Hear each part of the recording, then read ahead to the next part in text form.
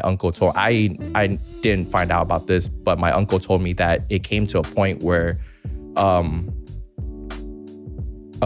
my mom and my two uncles tied themselves to a barrel because the sea was like crazy storms, right? And if they're gonna die, they're gonna die together. Yeah, like it was that bad. So they tied themselves to this barrel and just risked it. In 5, 4, 3, 2, 1. What's up, everybody? Welcome to another episode of the Genius Brain Podcast. We have a very special guest here. As you guys know, with even the last episode, I'm starting to feature a lot of people who I really, really fuck with. Just because I think I'm known to talk a lot of shit, which is fucking true, baby. Let's go. but I'm also a sweet ass motherfucker. Say it with your chest, David. Yeah. So I've been wanting to really introduce a lot of people to, I mean, even if they are well known, right? With our guest here, he's super well known, specifically in the culinary world when it comes to like Instagram content on food and just food in general. But I'm a big stickler for, I'll speak up about things that I dislike, but I also have to speak about things that I really do like and people who I feel are like either the current generation or the next generation of content creators. And food content has been popping like none other. Yes, sir. It's like started with people just going to restaurants and reviewing them, or just, showing people the places that they like to eat. But recently, in terms of like fast content, in terms of Instagram stories and reels, recipes have been fucking huge. And I think because of pandemic, everybody was cooking at home and they had to know how to make the foods that they enjoy, which is something that I really fuck with.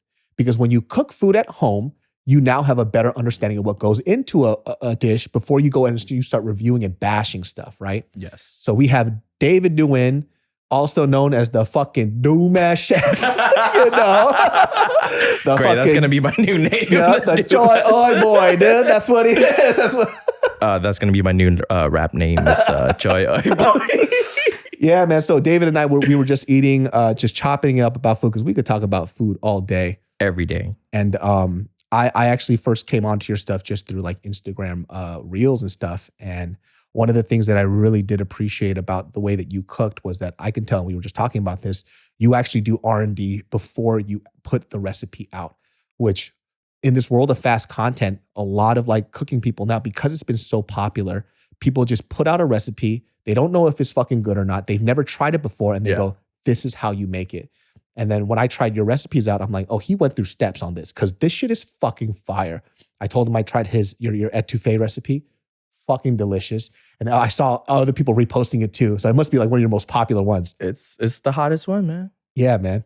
So like for you, I was actually interested because when you actually did a video that I really, really liked, which was you were just cooking and prepping and you were talking about growing up in Vietnam and your family story. Yeah. And I personally resonate with that a lot because I really fuck with how everybody's origin story. Yeah. Right. And food is something that's very personal to me. And I think for a lot of people, and when for example, if I asked you a question like, what are the meals that you want to eat before, like the day before you die? Right. Yeah. And usually it's the foods that either your mom or your dad cooked or something that's very personal. Yeah. And most people would think, I think before that question is asked them, it's this fine dining restaurant here, lobster tail steak. But for me, it wasn't. It's this soybean soup that my mom made. Yeah. This rice porridge my mom made. Yeah. And these are like the origin stories where I feel a lot of chefs kind of develop their palate and their passion for food. Yeah. So how did that start for you? Bro, like hold on. Let me time out real quick. Jesus Christ, that intro. How often do you do this? Once a week. Jesus Christ. But that was such a great intro. But going back to origin stories, in terms of culinary, like my food origin story or just everything. Like, well, let's start off with the stories that you were talking about on your Instagram when especially because a lot of my friends who are Vietnamese, a lot of refugees. Yeah. And that origin story to me is always fascinating. Yeah. Bro, like we could go origin story all day. But my family, my mom and dad met in a refugee camp in Palawan, Philippines. So after the fall of Saigon, everybody fled Vietnam because of all the sanctions. It just wasn't a good place to live for people. And so people fled. The fortunate people got to escape by assistance from the military, the US militaries, and the unfortunate few that, didn't have access to that, they fled by boats. Mm-mm. And fleeing by boats is not like, oh, I'm going to hop on a boat and get out of here. No, it's like secretly they would have to they have meetup points and stuff like, oh, show up at this, at 2 a.m. or 3 a.m. at this location. And back then when they flee, it's like, oh, here's a gold bar. Like that's their currency. Like that's their ticket out. Oh shit. Like here's a gold bar. And every time and this is like stories from my mom that she would tell me and my uncle that they tried a couple of times. My uncle tried 3 times. My mom tried twice. My dad was the one that was able to escape on the first try, right? Because every time you would try to escape, you got to do it secretly in the middle of the night. Otherwise, you get caught by the authorities and you get sent to jail and all that stuff.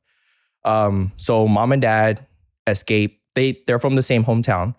Escape. My mom went first, but they didn't get together first. My mom went first along with 2 of her brothers. Was able to go.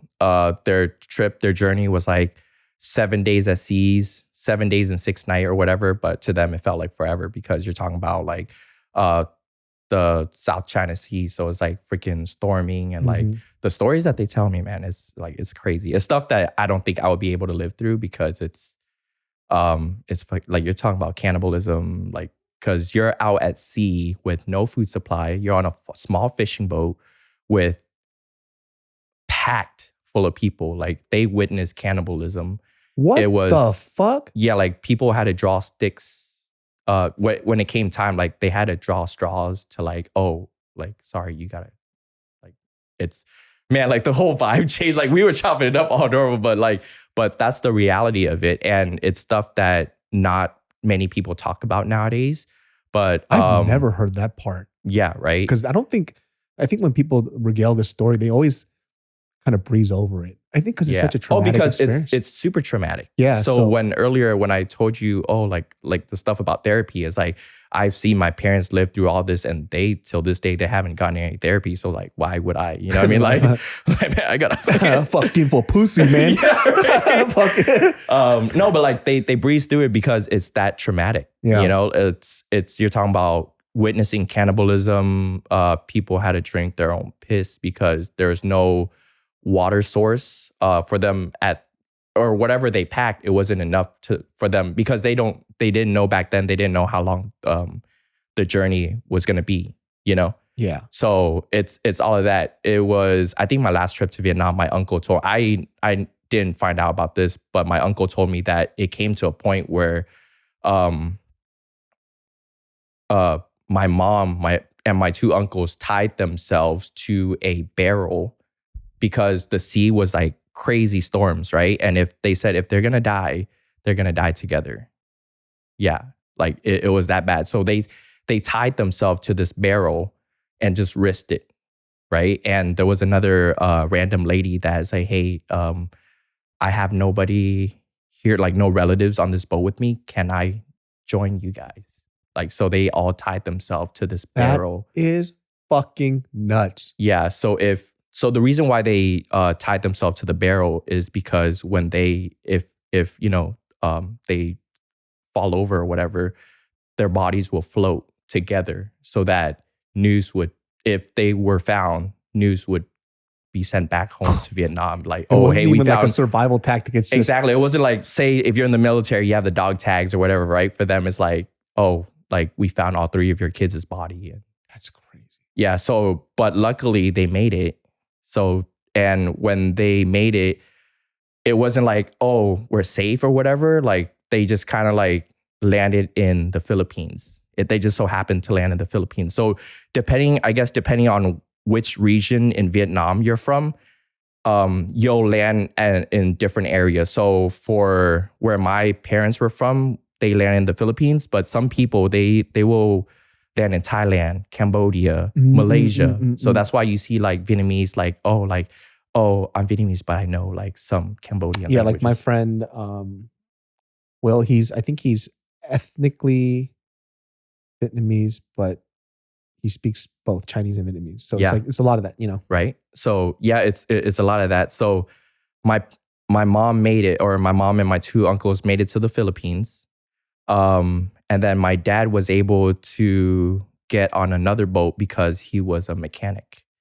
Right. And back in the days, mechanics with trips like that, you need somebody who knows how to fix shit. Right. Yeah. So he didn't even have to pay a gold bar. He just said, "Oh, I'm a mechanic."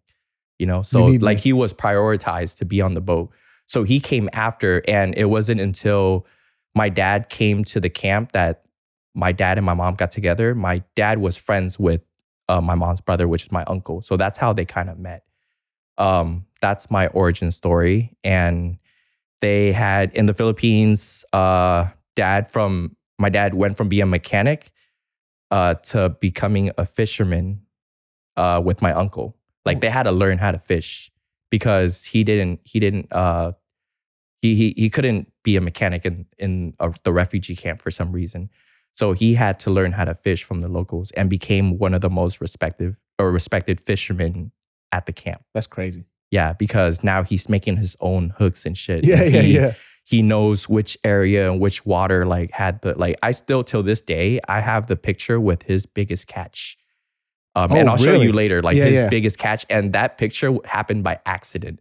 Like someone just happened to walk by with a camera and snap that picture. And it was like a fat ass swordfish, which is like fucking crazy. So my dad and my uncles became fishermen. And that's how he would provide for the family. My mom take that fish and process it and sold fish at the market. And that's like their entrepreneur. And that's how they were able to provide for myself and my younger brother in the refugee camp. So I was born in the Philippines, lived there for 5 years, and eventually the United Nations basically said, hey, this refugee thing is getting out of hand. Too many people are like escaping, coming in. We can't handle it. So they were forcing people to go back home. Like, hey, you got to go back home. Yeah. So imagine if, like, put yourself in that situation, right? Like you just escape. I tied myself to a fucking barrel to get here, dude. Yeah. Like, right. Like just gone through everything, right? Witnessing all this crazy stuff to now you have to go back home. So my mom, my parents, and I've asked her, like, why did you agree to go back home? Because you could have, people had a choice to stay back. But my mom was like, I didn't see a future for you or your younger brother here in the Philippines. So that's why born in the Philippines. I was born in the Philippines, Palawan, Philippines. Now it's a fucking tourist destination. Yeah. Beautiful waters. But yeah, I was born in the Philippines. People are shocked when they find that. I was like, how are you? Are you able to speak Tagalog still? Like, nah, bro. Like, I was there for a hot second. It's just real quick. Yeah. So I was born in the Philippines, lived there for 5 years. And then at the age of 5, we packed up and went back to Vietnam. And a lot of people, and when I made that video on Instagram, like, why did your parents escape just to go back to Vietnam? Right. And I didn't dive deep into the reply or whatever, but to cut it short, they didn't have a choice. Yeah. Like they were told by the government to just pack up, and dip. And well, actually they kind of did have a choice, but they just didn't see a future for us. So we went back to Vietnam. Going back to Vietnam, dad went from fisherman back to a mechanic. Mom learned how to cook from one of her aunties and opened up a street side rice shop and sold broken rice. Okay. Cơm tấm. That's the shit, baby. Let's go. Cơm tấm for everybody at home. And what else? Yeah, hold on. That's so fucking crazy too, right? Like I just heard this story because like the whole vibe changed. Like we were just chatting. Well, like as you're talking, I feel like I'm watching a movie right now because I've heard a lot of these refugee stories, right? Yeah. Obviously, my immigration story is a lot nicer than yours. And got on a plane, pop here, boop, here I am. Yeah. But I've had friends whose mother was like brought here because literally the story is from what she told him is like, no, I remember my mom lifting me up in the air and going into a GI, take my kid, take my kid. And that's just how she like, came. have you seen Hey Arnold? Yeah. There was an episode that portrayed that exactly, like that whole situation exactly. And that shit's real. And Yeah. so that's what his mom told him. Like, no, my mom was holding on. She goes, so his mom doesn't know if any of her relatives are alive. Yeah. Because the last person that she saw was her mom asking a GI to take her, and then took her, and then she got adopted into a white family. Yeah. And that's her whole experience here. But you know, while she was in Vietnam, I think she lost her hearing or some shit. Something happened to her there. But like these little, I think like sometimes it's hard for people to even understand what people did to even get here, right? And it's just sometimes we kind of like take for granted for what the things that we have. And I talked about this where, well, I love these stories because it always puts it into perspective of what you have, and it also helps you live life a lot happier. Yeah, because you know we see this a lot with a lot of celebrity kids, right? Where they're always searching for meaning because they've been given everything. Yeah. The whole world is given to them. There's no come up. You're at the come up spot. Yeah. So they have no perspective. Yeah. So the only things that they can do is act out, be outlandish for them to be different in some type of way. Yeah. And I'll even see this with a small scale of it, like where I had this like stand-up set back and then I used to talk about like poor people can't even be poor anymore. And the reason what I mean by that is like when poor people talk about poor people shit, there's always some rich motherfucker being like, I know what you went through. It's like, oh, shut the fuck up. Like, I can't even be poor now. Like, let me have my poor woes. Yeah. Now you try to appropriate my poor culture? Like, the fuck out of here, dude. And it's like, for example, like I had, I know somebody who bought this really nice house. Yeah. And I know what they do for a living. I know how much money they make. We're like in the same field. And they bought a really expensive house, right? It's nobody you guys fucking know, so stop trying to guess. But yeah, we were chopping it up, and this person was saying that they saved up all this money through all the influencing stuff that they've done to buy this. And I looked at them, I was like, you don't make as much money as me. Yeah. No way.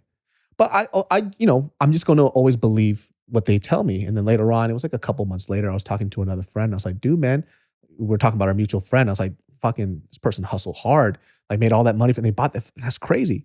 And she looked at me, she goes, well, they didn't. I'm like, what do you mean? It's like, their parents are rich. Their parents bought that house for them. I'm like, what? And I had to think about it. I go, wait, why did they tell me that? I never asked, but they volunteered this lie to me. Yeah. Like, oh, what is that about? And I had to really think about it.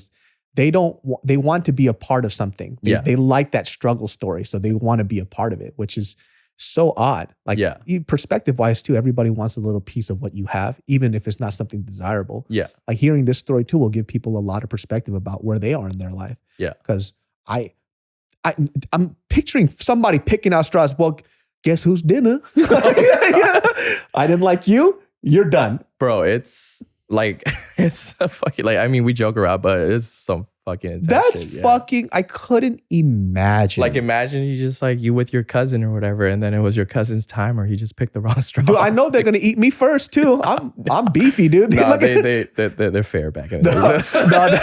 They're going to automatically give me the shortest straw. They're going to somehow work it around. And then I pick it out and it's like, well, if we kill him, we'll eat for a very long time. Like, we kill David. We don't got to pick straws for the next 3 weeks. They're like, listen, either we kill this one person or we eat 4 of us. We'll just kill David. And I'm like, you motherfuckers. I vote David. I know. Everybody's licking their lips and shit. I'm like, why y'all licking your lips around me? It's like, we haven't even picked straws yet. People are just like fucking pinching me to see my fat content. It's like, oh, you got some Wagyu fucking marbling. A5 BMS 7? What is this? How long is it going to take David to render? I know. That be spit roasting and shit. I'm like, hey, you looking at me funny, dude. So we need some baking soda with that, you know? And change up the pH level on his skin. Yeah. Which works with fucking pork belly. Let's go, baby. Oh my God. Yeah, that story is so fucking nuts to me, man. And then, so for you, what age were you when you came here? I was 8 years old. Oh, shit. So 5 years old, we went to Vietnam. I went through the whole school system, 3 years. And during that time, my mom sold rice plates, just hustling on the street to provide for the family.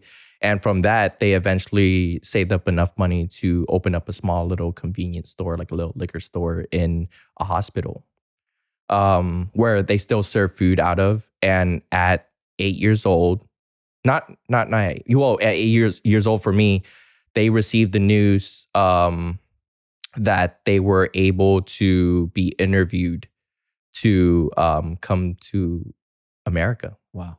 Right. And this came as a surprise for them because they didn't expect it. So it was basically whoever volunteered to go back from the Philippines, because the United Nations told people to go back, right? And whoever obliged, there was a program that opened up for people that obliged.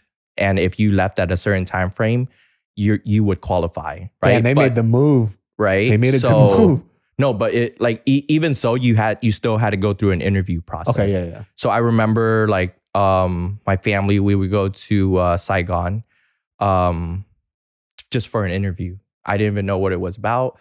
Mom just say yes, no, or whatever. And this was like, of course, broken down. Like, like I didn't know like English. I was 8 years old. Mm-hmm. So we went through a whole interview process. And I think that interview process was just basically to see if, you would be okay in society over here. You wouldn't be like, I don't know, like a menace or whatever. Be an obstruction or whatever.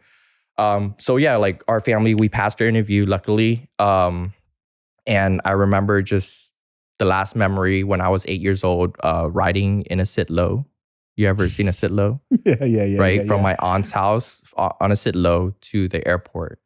And that was my last memory of like Vietnam, just scent of like durian and like just, like street food smell of Vietnam. And that was like the last scent or whatever. So at 8 years old, we came here to Southern California because my mom had an aunt that lived in Southern California. Her husband served in the military. So they were able to come here first. So we ended up in La Habra, California. Mm-hmm. Stay there for a little bit, like a couple months, just to like situate ourselves, I guess. And then eventually my family got a 2-bed, 2-bath apartment in Anaheim, California, with the help from government, like food stamps and all that assistance, like housing and all that stuff. And that's where I grew up. Dad went from being a mechanic to now had to learn construction because most of the people, they had friends who were from the refugee camp that landed in SoCal as well. Oh, shit. So they were like talking to each other. Like back in the days, they fished together, right? Mm-hmm. Back in the Philippines, they would fish together, but now they're in a whole new country. Oh, what are we doing to make money? Yeah. Construction. Because no English was required, right? And they would work under somebody who knows English that could bring in the deal, or it would be in a Vietnamese community where they could communicate in Vietnamese, so they'll be able to, fix stuff for. So I guess he's like a general contractor or like a handyman or whatever. So that's what my dad did. And I give him mad props because this guy fucking went from mechanic, fisherman, like he adapted and thrived to now a handyman. That's fucking, I think I would have died instantly. Like right? They gave me that golden ticket. I would have been on that boat and they're like, where'd David go? I think he fell off. It's like, it's been 10 minutes. No, he was dead. I just wake up, I feel somebody chewing on my leg. I'm like, hey, what the fuck,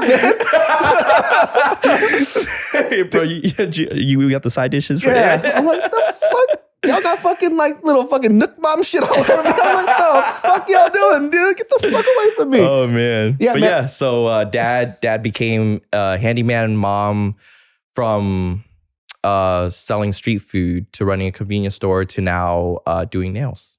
She went to nail school because that's what majority of the people did, or like basically like word from the community, like right? Apprenticeship all the way through. Right. Yeah, because not a lot of English was required and you're working in a Vietnamese community, so it's easy. So yeah, that's basically my story, or my origin story, I would say. And bro, like just growing up in like not knowing a word, like for me, like I started 3rd grade when I came here. Yeah, that's what I wanted to ask you. Like Yeah, the like- adaptation must have been really fucking difficult. It was fucking tough, dude. Yeah. Did you get bullied a lot? I still need therapy. Did you get bullied a lot? Yeah, I would say I think my first experience with racism was my first day of school. Damn, man. Yeah. And man, kids back then, they're mean, bro. Oh, it's a different breed and the teachers wouldn't help you out. No, like be the first day. And back then, it's like, you got to walk to the bus stop. Buses didn't come to your house and pick you up. You got to walk to the bus stop, right? And, you know, and the first experience, like, I remember so vividly. It was just some Hispanic kids, around my age, were like, ching chong, like, I didn't understand it, but I knew they were trying to, like, you know, make fun of you. Yeah, exactly. So that was my first experience. I wouldn't say I was bullied a lot, but it's tough. Yeah, it's tough navigating it. I mean, imagine anybody else. Like, I see foreigners go into some place like Japan, which is like one of the most hospitable places on earth. Yeah, and they can't even navigate there. So imagine, you know, moving to a foreign country where everything's spread apart. There's no really good public transportation. Yeah. And on top of that too, it's like the acceptable thing to make fun of you all the fucking time. Like, I think because I think Sacramento's so hyper diverse. There was a lot of people who just couldn't speak English. Yeah, you know, so we were like the majority. Yeah, and the tough part about that is like, or maybe, you know, I was telling you, like, the generation before us, specifically a lot of like Vietnamese refugees and, you know, people from like China, or a lot of these Asian people, they don't understand like the origin of like Asian gangs. Yeah. It's because motherfuckers would bully these guys. Yeah. And they come from very, very tough upbringings. Yeah. Like, you know, you want to talk about, it's like, oh, I'll beat your ass. Like, motherfucker, I ate my cousin. Like, I had him for lunch before I came here. I'll fuck you up. Like, I don't give a fuck about you. Yeah. And so a lot of these gangs happen because of the way that they were treated here. And the only way that they would get people to leave them alone is that they made them scared of them. And so, and I'll tell you, I could have went down that path. Could have, but didn't. A lot of people went down that fucking path, man. Yeah. And that's why I'm always curious, because you came here so, you know, so late in your life. Because I came here when I was 2. Yeah. So my experience is a little different. So by the time I hit kindergarten, I could already speak a little English. Yeah. But my brother, he came here when he was 5. And he used to get frustrated and mad in class because he couldn't speak English. Yeah. And it was really hard for him growing up. Yeah. And, you know, you get made fun of, you get picked on, which I never got to experience, luckily, because by the time I was 5, I was already fine. Yeah. You know? And I think that's the same experience that my younger brother had, because by the time he hit school, he was already able to, you know, go through the process of like kindergarten and all that stuff and learn English. And bro, it was a struggle. I'll tell you that. Like, yeah, I think what helped was a lot of Saturday cartoons. Yeah. A lot of PBS. Dude, PBS taught me how to speak English too. Yeah. PBS was the shit back PBS, and I don't know, like all the PBS like after school shows, like Zoom, or like Reading Rainbow, or like Rainbow, painting with Bob Ross. Yeah, Bob Ross. Oh my God. Yeah. That was a lot of, you know, public television is pretty amazing. So I'm not sure if anybody saw this, but if you saw the Mr. Rogers documentary, was pretty amazing. When Mr. Rogers passed away, the weirdest thing happened. I remember the exact moment he died. I was driving my car, and mind you, I haven't seen Mr. Rogers' Neighborhood since I was a little kid. Yeah. But, you know, I watched him very, very frequently. Number one, too broke to have cable, so it was only public television. Yeah. We were watching that, and then LeVar Burton from Reading Rainbow, Sesame Street, all this stuff is, you know, basically me acclimating to American culture and learning how to speak the language just through these shows. I was in the car and I heard on the radio that Mr. Rogers died. And I was like, oh, that's sad. And I started fucking tearing up. Yeah. And I didn't know why. And my mom was part of your childhood. She was like, you watched him all the time when you were a kid. So he was kind of a huge part of who raised me. Yeah. So, you know, like public television when we were a kid was amazing. And if you guys ever get to watch that documentary, you'll see that doc where there's Mr. Rogers. He's basically pleading to keep public television alive. Yeah. Dude, that was like one of the most powerful things that I saw. Yeah. And I think that's the stuff that I you know, enjoyed about me growing up here as a foreign kid. Yeah. Was that our experiences in terms of who our heroes were really wholesome people like that. When I watch him as an adult, I'm like, that shit's boring as fuck. It was like two different vibes. Yeah. But as a kid, it was fucking amazing. Yeah. And he would talk about personal values, about loving yourself, appreciating what you have and who you are. Yeah. Which I think really did affect my mentality as adult today. Which I don't know, but these are like the small seeds that get planted in you. Oh, for sure. Like subliminal seeds. Oh, for sure. Yeah, 100%. So like when I look back at some of the content, I'm like, oh, it's crazy how the stuff that he's talking about in these videos is the stuff that I talk about as an adult. Yeah. And I just never realized that I probably learned it from him. Yeah. And that stuff is ingrained in your 100% mentality. Yeah. So like when I see like people's stories like yours, it's pretty insane. Like especially from an immigrant perspective, it's so hard to acclimate into this country. Yeah. And to kind of feel like you're not an outsider. Yeah. I think this year, or not this year, but the last 2-3 years has been really transforming in how people view their identity as an American. Yeah. Because prior to all this stuff too, and maybe not for a lot of people, for the younger generation anyways, the identity of being an American, nobody really thought about what it is to be an American, right? Yeah. Because I think that, when you go to a lot of other countries, because they are a lot smaller and how they started and their history is a lot deeper than America, Yeah. People have a certain sense of nationality and oneness. So if you go to Korea, people generally have the same idea of what it is to be a Korean person. There's obviously, I'm not speaking in generalities, like where everybody thinks like this, but when they say Korean pride, people have a general sense of what that is. Yeah. In Japan, they have that too. Over here, when they ask you what it is to be an American, shit, I don't know. It's yeah. So when somebody looks at, you or me, maybe if they're not in California, they go, they're not American. But what definition is it? They go, that's the most un-American thing. What is it to be an American? Yeah. Your definition is going to be different from mine. Yeah. And so we really got to experience that. And I think like for me, when I see people kind of forget where they come from, it makes me a little sad. Yeah. Because sometimes people believe that their identity as an American person is to forget what made them who they are. No. So they go, oh, I'm American now. Like you don't need to learn how to speak Vietnamese. Yeah. You don't need to learn how to speak Korean. No. Like you're not going to need that. Yeah. And I think it runs deeper than that. I hope that's not the case because a lot of people think that way though, where I think they think that their culture is basically just the food and that's where it ends. Yeah. And I think from an outside perspective, that's a great way to start. Mm-hmm. But when you are, like for me as a Korean person, I couldn't really speak Korean only up until like the last 6 or 7 years. Yeah. And it was pretty damn bad. Yeah. Because I never spoke it. And because you grew up here. Exactly. Yeah. But then my wife, she speaks Korean fluently. Yeah. And what I realized years ago was the biggest reason why I couldn't get along with my parents was because I couldn't understand them. I couldn't speak the fucking language. So it's kind of a spiteful way to do things, but I was like, I'm going to learn the language so I could tell them to go fuck off. Damn, bro. So at least you got your motivation. Yeah, so I'm over here anime style. The montage scene. Yeah. I'm learning how to speak Korean, but what happened was I actually got to understand them better. Yeah. Where because we got into these arguments and I could speak, not completely fluently, but to the point where we can actually have an argument and I can understand what they're saying, I got to know them better. Yeah. And I got to know myself better. You guys are still arguing to this day? No, not really. Oh, no, jeez. I mean, we argue because that's just how we talk. Yeah. How I talk is how my mom talks. So I learned how to speak from my mom. Like my mom literally has told me to kill myself multiple times. Jeez. Like that's just how Korean people are.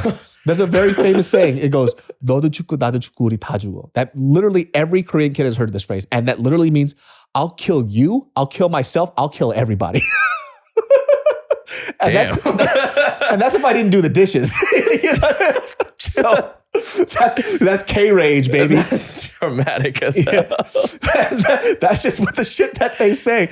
My mom used to call me retarded, and I didn't even know what that word meant until I was older. God, yeah. So she would call me 병신, which I thought 병신 just meant you did dumb things. Yeah. No, it means retard. So she would call me. She would call me retard every day, and I remember one day I just looked at her. I was like, "Hey, stop calling me a retard." She goes, that's just how Korean people do it. I was like, I don't think so. I think it's you. I was like, don't call your kids retarded. And she's like, hey, after how many years now you finally know what retard means? She goes, I've been calling you a retard for like 30 years. Now you have a problem? Oh, what's the big deal, huh? All of a sudden. All of a sudden, it's a Mr. Big Shot, a superstar, huh? Say it with your chest, David. I know. Oh, now you too, so now you no more retard, huh? That's what my mom and shit, bro. Oh, man. But anyways, how did you, going back to the food thing, how did you start going into, or why did you decide to become a chef? So going back to learning English or PBS, a lot of cooking shows on PBS and growing up around that, I think that influenced me a little bit. Just continue to watch cooking shows Ming Tsai or shout out to that. Fucking Ming Tsai. Shout out to Chef Yan Ming. Can cook fucking Ming Tsai, Julia Childs, Jacques Pepin. Yeah. But also I think I got into cooking mainly from my mom. Amazing cook. right? Even though she does nails, till this day, she'll tell me that if she did not had to hustle to provide for the family or help my dad hustle to provide for our family, we'll probably be in the restaurant business right now instead of the nail game, right? Like amazing cook. So my mom influenced me. I grew up watching her from hustling, with her street side setup, selling kam tam, or at family gatherings, like she'll be in the kitchen, or whenever there's a moment, she'll like, oh, hey, make the sauce. Make the fish sauce, make the nukcham, blah, blah, blah, right? And it'll just be me on the floor squatting Asian fob squat, just pa, pa, pa, pa, pa, pa, pa, on the mortar and pestle. And I think just like those small moments like that influenced me in my decision to pursue cooking later on as a career. Would you say that, so your mom is like your biggest influence? Oh, she was the OG influencer. That's dope. Yeah. What's like the first dish that you ever made? The first dish that I ever made was baloplak, which is shaking beef. Yeah. That is the shit right there, baby. Let's go. And because to impress a girl, obviously. I think this was like back in like AOL AIM days or whatever. I was talking to a girl, and for some reason, and I don't know why I remember this so much, is like, she was like, do you know how to cook? I was like, yeah, I know how to cook.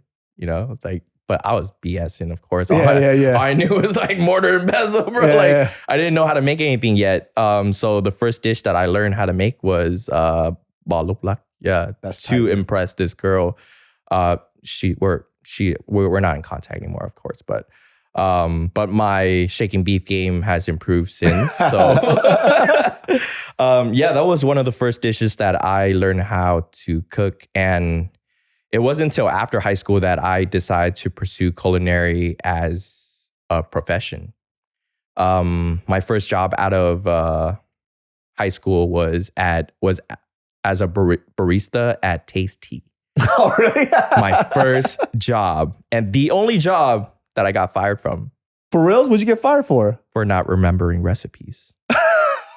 The fucking coincidence. Wow, that's hilarious. Now I'm in a recipe game. Yeah. Right. So with Tasty, you mean there are 400 drinks? Yeah, right.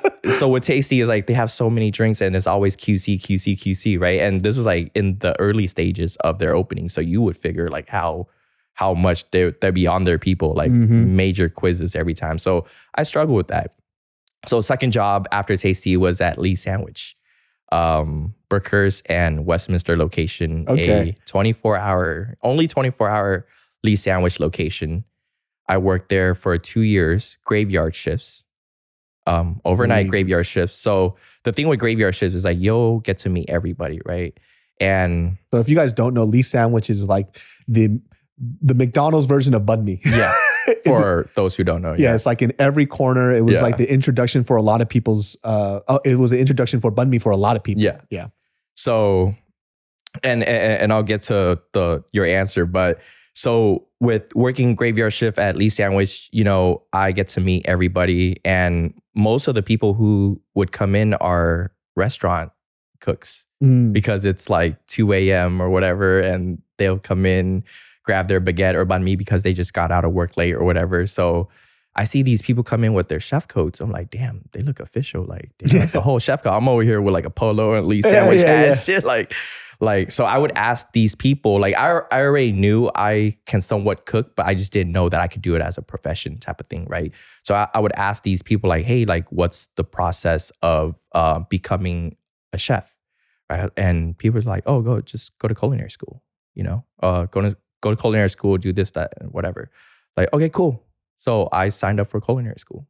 Where did you go? I went to the Art Institute in Costa Mesa. Okay. It's closed now, but yeah, culinary school, that's like a whole different topic. But the ones in LA now, it's like the new age of cooking is one that popped up after Le Cordon Bleu went down. Yeah. They took over a lot of the Le Cordon Bleu spots. Yeah. I think it's like Ice or whatever. I'm not sure if that's like the New York location, but so Art Institute also closed down because of a whole thing that, they got caught up on. Scandal. little scandal. Yeah. So yeah, I applied for culinary school. I just signed up for a 2-year degree, but I did not complete culinary school because during culinary school, I also signed up to go work at different restaurants just to get experience. One of the first restaurant that I worked at or applied for, I didn't have any experience, so I just Googled up best Vietnamese restaurant in OC, right? Some fine dining concept came up. So I just went and knocked on the door. Hey, I'm a culinary student. I would love to work for you, but I don't have any experience. Can I apply to be your dishwasher? Right? I just want to get in the door. So that's how I got in with my first restaurant job. But they were like, oh no, you're not gonna wash dishes. You're gonna serve table because we need servers right now. So that was one of my first kitchen jobs. Damn, while I was in culinary school. And from that kitchen job, they were like, oh no, I don't have, because they're operating a restaurant, but also a bakery as well. It's like, oh, I don't have enough time to mentor you. I'm going to introduce you to this place called ESPN Zone. Like, I know somebody that could get you into ESPN Zone, which is owned by Disney in downtown Disney. And that's how I was able to get my next job into ESPN Zone. And this is all happening while I'm in culinary school, right? Okay. And from ESPN Zone, one random day, and I've been at ESPN Zone for like a year and a half now. One random day, my sous chef was like, hey, Disney is hiring for their concept called Club 33. You should apply. I was like, what's Club 33? Yeah. Yeah, right? Went home, looked it up. Was like, shit. The Illuminati of Disneyland. Yeah, I was like, damn, like this is like fancy food, like crazy. Like I'm not there yet. I'm still in culinary school at the time. Like, so I'm like, damn, I'm not good enough. So I was like, a lot of self-talk. I was going to talk myself out of it, but I was like, you know what? Fuck it. Fake it till you make it, baby. Let's go. No, it wasn't even, well, actually, maybe fake it, but I was like, I said, fuck it. I applied. I got their interview, right? And their interview process is like, I went through 5 interviews, David. Damn. For a kitchen job, a cook job, right? But then again, it's a cook job with little to no restaurant experience, and while I'm still in culinary school at this like really prestige at that level would be like prestigious for Disneyland. So I got accepted. I went through a personality interview or like, and I just remember the last interview was a mystery basket. Really? Yeah. Like, have you seen Chop? I'm sure you've seen. Yeah, 100%. Yeah. So, which is kind of crazy. Yeah. So, I mean, I say mystery basket, but really it's mystery pantry. Yeah. So basically, you come in for the interview, you bring your knife set or whatever. They're like, okay, you have 3 hours to put together 3 dishes, a appetizer, main, and dessert. God damn. To serve a panel of 5 judges. I was like, oh, 3 hours for one dish? Not bad. Nah, bro. I was like, no. 3 dishes. It's a full course meal. 3 dishes. Yeah. And once again, I'm still in culinary You're school. like, yeah, my right. very first girlfriend. Bollock like. Guess what the fuck I made, David? Oh my God. My appetizer was, so in the walk-in, they had halibut, right? So you don't know what the heck you're getting. You're just walking in, whole pantry full of stuff. Halibut, cool. What can I do with halibut? Okay, I see rice paper. Okay, boom. I'm Vietnamese. Let me make fucking spring rolls. Yeah. So for appetizers, we did a halibut, or I did a halibut spring roll with a little nước chấm dipping sauce. For main, shaking beef again. Of course, let's go. Shaking beef with rice and a little side salad. And dessert, I did cream puffs, and that shit was a bitch. If you've ever made cream puffs, anybody made cream puffs at home, people had a mixer. I didn't have a mixer. Oh, so you had to do everything manually? Jesus Christ, dude. Like, I tell you, bro, like just stressing, like, shit, is this gonna come out right? Like, is this gonna puff? Yeah. Yeah. But luckily it came out. Time ran out. Served everything, and the reviews were, and this is like a panel of 5 judges. The reviews were, the appetizer, the fish was overcooked.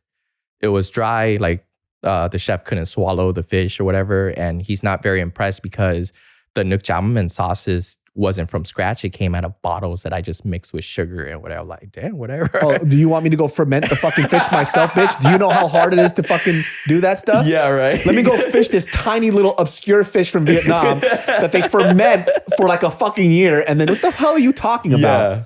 No, but so he goes, yeah, like I'm not that impressed because the sauce wasn't made from scratch. Your fish was overcooked.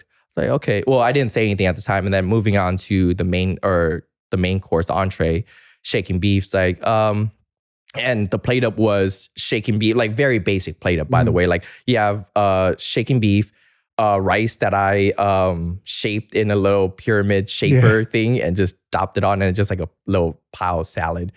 Very casual plate up. So the feedback was, if I was coming over to your house for a dinner party, I would be blown away by this. But cooking at the level that we cook here at Club 33, this is not what we want. Is not what we're looking for. Like, damn, sure. I was like, no, I mean, I wasn't saying anything back, you know? I was like, okay, thank you, so chef. You know, like, so it tasted good. Yeah, though. right. That means it tasted good. Yeah. And then moving on to the cream puff, they're like, you did this by hand? I was like, yeah, chef. There wasn't a mixer, you know? And the cream puff was plated with some fruits and like filled with I forgot what was the cream, but a pastry cream. Yeah, it was filled with pastry cream, which also made from scratch. Is a bitch. Yeah, pastry cream. Jeez. So yeah, those were the reviews. They were impressed by the cream puffs, obviously. And I thought I did bad, but I think because based from the first review, second review of the entree, I was like, I'm not getting this job. Yeah. You know what I mean? Like I'm going home. I'm not getting this job. So at the end of the review, I basically just thanked them, you know, like, hey, thank you so much for this experience. Regardless if I get the job or not, I'm thankful because I've learned so much from this, because up until now, I have not done a mystery basket before. And that's like a legit mystery basket. So if people don't know, like I've been a judge on a food show. Contestants do get mystery baskets on the show, but they're debriefed with what it possibly could be. So they have an idea of what to make. Exactly. So they'll be like, okay, you know, most likely you're probably going to be working with this protein, and we're thinking about maybe this theme. So just think about something like that, and it'll land on the mark somewhere. And then there's also a culinary team that helps them along the way. You just legit like chop. Yeah. Here you go. You know. So you have these ingredients to work with, make something out of it. I would have just been like, where's the tortilla? Yeah. I'm making a burrito out of everything. Yeah. I mean, a spring roll is like somewhat like a freaking Vietnamese burrito. Literally, bro. At the end of the interview, I just thanked them for the experience and just dipped, you know, didn't think much of it. I didn't think that I was going to get the job, but a couple of days later, I got the phone call, and that was probably one of my biggest culinary milestones was landing the job at Club 33. What was it like working for them? Fuck, man, it was intense. It was intense. I loved every moment of it. And I'll say this for the record that there were times where like I've cried. Yeah, 100%. So this is what I'm curious about, right? Yeah. So did you see The Bear? I have not. Only because I know it's triggering. I would love to see it because I've heard that it's the most accurate. The Bear, watching every episode, my balls were tight because of the anxiety. Yeah. Right? Which it's probably one of my favorite series that I've ever seen in my life. Yeah. From somebody who hasn't worked in the kitchen, and for me to feel like I have, where my heart was like beating fast out of my fucking chest. And when I watched it, I thought The Bear was a movie. So when the first episode ended, I was like, that's a really good short film. And it was an episodic. I was like, oh my, I don't know if I can handle this shit. It's like a fucking roller coaster ride. Yeah. But I've talked to a few chef friends, and they're like, that shit was my life. Yeah. Like, you know, when you're so hyper passionate about something, where everything just starts to eat away at you. And it's like balancing your ego, balancing the kitchen staff, wanting this failing business to thrive. And then you have your own personal issues that you're dealing with. And just watching that show, that's why I always wonder what it's like in a kitchen. I mentioned to you that I wanted to open a restaurant. And then my friend allowed me to just, you know, shadow him a little bit for somebody who owns his own place. And I was like, nope, I'm not doing this. Yeah. I cannot do this, especially for somebody, when I watch shows like Kitchen Nightmare, right? Yeah. And you see these people who walked in and they opened up a spot that's 6,000 square feet, can seat about 200 people. Yeah. And they go, what is your restaurant experience? None. What the fuck were you thinking? They just open it because they were passionate about Yeah, it. they kind of romanticized what it was Yeah. to be a restaurant owner, to be Yeah. a chef. And the sad thing is, like with Kitchen Nightmares, you could tell these people cannot cook. Yeah. And they just enjoyed the lifestyle that they thought what it would be to be a They restaurant. just like the glamour and the, you know, they just love to host their friends or whatever. But inventory alone stresses me out. Yeah. Inventory stressed me out, dude. Yeah. It's like, okay, well, we got to pretty much guesstimate how many people might be coming in. If not, we don't want too much excess. If not, I just threw away a shit ton of money. Yeah. Right? Oh, wait, now we didn't order enough. Now people are pissed at me. Yeah. So now we have to make an adjustment on the fly. Now we have to comp meals. I'm like, okay, I can't It's a deal lot, with bro. this, dude. Yeah. You're running a ship. You're literally running a fucking ship. As head chef, you are fucking running the ship. And I Yeah. can't, I'm talking about I'm getting anxiety, dude. You're telling me? Like, shit. Yeah, how the fuck? What were you talking about? I don't know how you do it, like, or how you did it. That's so insane to me. No, like for somebody who watched The Bear and still get anxiety and, you know, not being in the industry, imagine for somebody who has been in that culture. And, you know, so that's why I try not to watch it, because it just those flashbacks. But yeah, freaking Club 33 was a crazy experience. I'm always thankful for it. I learned a lot, and I was in culinary school still, right? So here I am in culinary school, but also working at Club 33, right?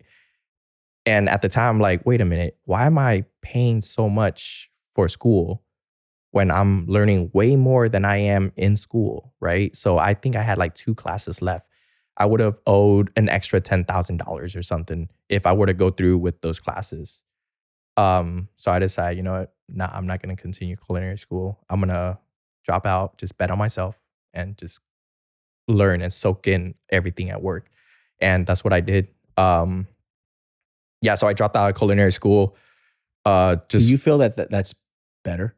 Oh, for sure. For damn sure. Well, the thing is, back in the days, my mentality was, oh, in order for me to be successful in this field, I would have to go to a notable school, like a school with a name, you know what I mean? Today, like, for example, like kids would go to CIA, like Culinary Arts of America, Culinary Institute of America. Yeah. So that's like a notable school, right? I didn't know that back in the days, but if I did, I probably couldn't afford it. Mm-hmm. But yeah, I thought I had to, you know, go to a notable school to like make it in this field. But now that I'm here today, it's like, no, you don't even need school.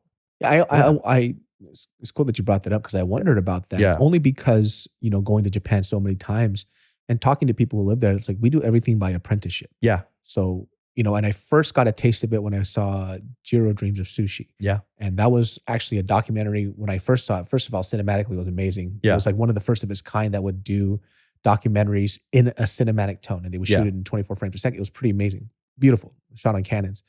I was like, okay, they had this guy making fucking eggs for 15 years. Yeah. And he wasn't allowed to touch anything else. Yeah. And just watching that, and it was, oh, they don't go to culinary school. You come in, you apprentice, you wash dishes. Yeah. And then we'll move you up to, I don't know, chopping vegetables, you know, as a prep cook, line cook. And even to get a spot as an apprentice in those sushi restaurants was pretty damn intense. Like I would hear stories of like, oh, like they do the hot towel test. Have you heard that? Like how much do you want to work here? You know, hang on to the towel. Japanese people are pretty fucking nuts about stuff like that, you know? Yeah. And that guy who made the tamagoyaki, he did that. And then he went to Seattle and opened up his own place. And super famous. I think he's going to open up a spot out here in LA. Oh, for reals? That's what I've heard. Yeah. Well, we're going to go there because we got to try it out. I want to try that. No. After we eat the banseo place yes, first. Okay. Let's determine where our friendship, you know what I'm saying? This guy's going to test my fucking Vietnamese food palate, dude. Listen, I know my way around the fucking block, all right? We'll go there. We'll go to Saigon Bakery, have the lady yell at us. Yeah. You know? So how'd you get into doing online food content? Oh man, there's more to the journey, like before it ends up in the food content. So prior to getting, like during the interview for Club 33, I had mentioned to them that after culinary school, I want to leave to go to Vietnam to study Vietnamese cuisine, right? That's so hardcore, dude. Yeah.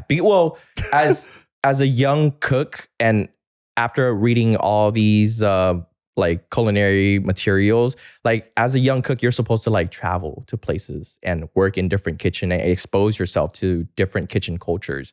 That's how you improve, right? So as a young cook, and in the field we say green, somebody who's very green. As somebody who's very green, like you have a certain way of thinking, right? Like very like ego-minded or whatever.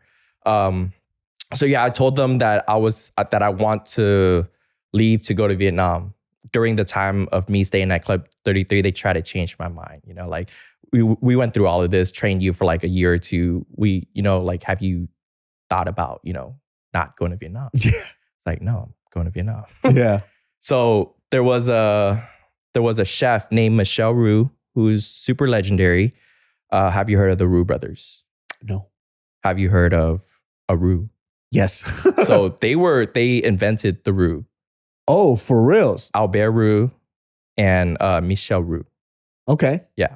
So the Roux brothers, Michel Roux, opened up a restaurant in Da Nang called La Maison 1888. Yeah. Fancy for that area in the Intercontinental. Super, super great establishment. So this was back in like 2014, 2015. Turn in my resignation for Club 33.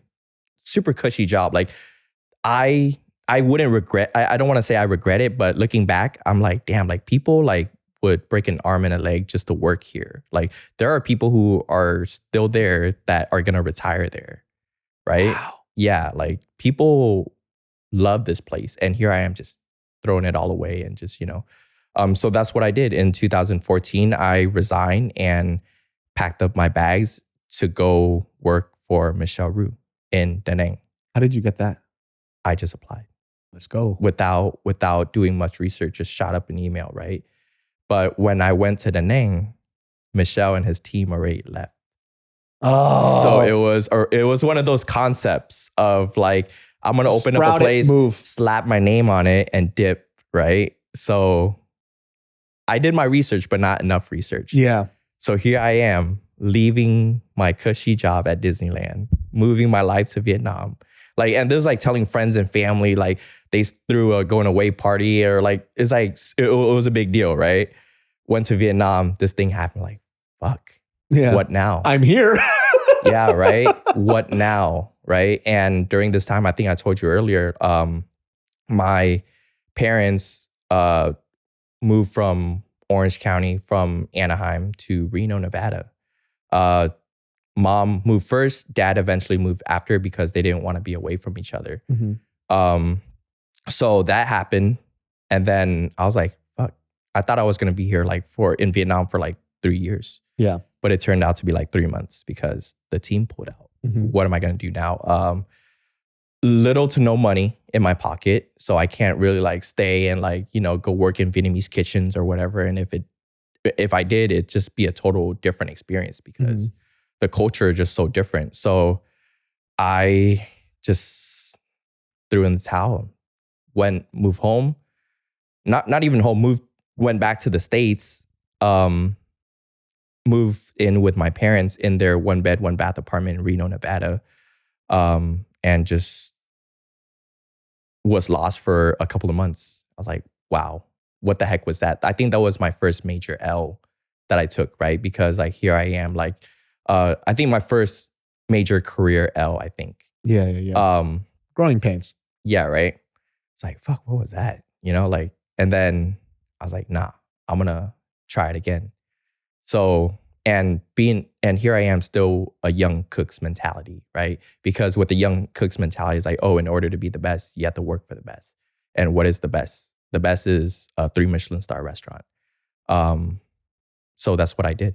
I applied to stage. Stage in kitchen is internship to stage, which is like to work for free at Benu. Oh. Yes. Have you heard of Benu? Yeah. Right. So Never Benu, been, for everybody at home who don't know about Benu, Benu is the first Korean American restaurant to earn 3 Michelin stars, which is the most stars that you can earn for a restaurant establishment. It's a big deal. It was a pretty fucking big deal. It's a huge deal. Yeah.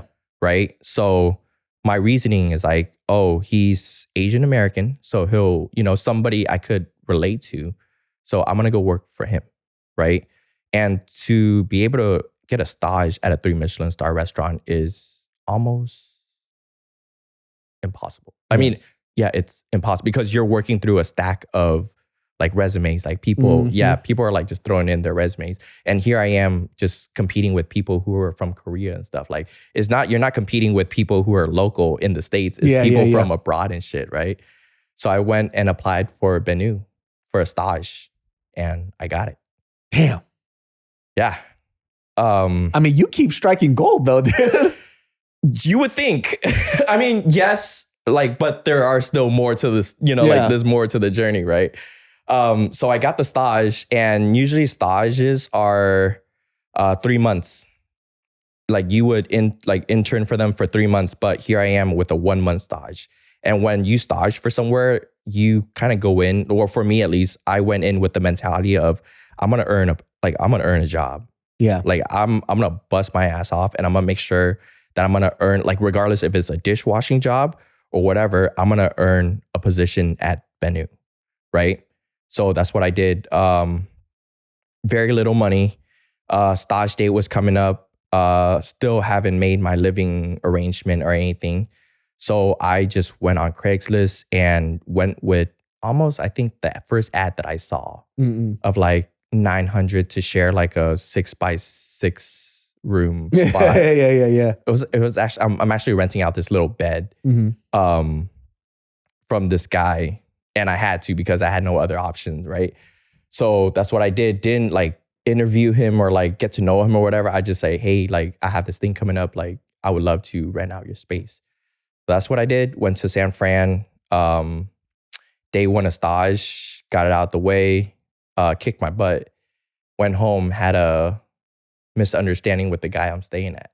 But it wasn't a really misunderstanding. Now, like later that I found out, like he scammed me of $600. Oh shit. Not 600, but of the living. Like he would do that just to scam people out. He'll get people in and then make the situation like difficult for them to stay with him so that he'll just take away with the deposit money.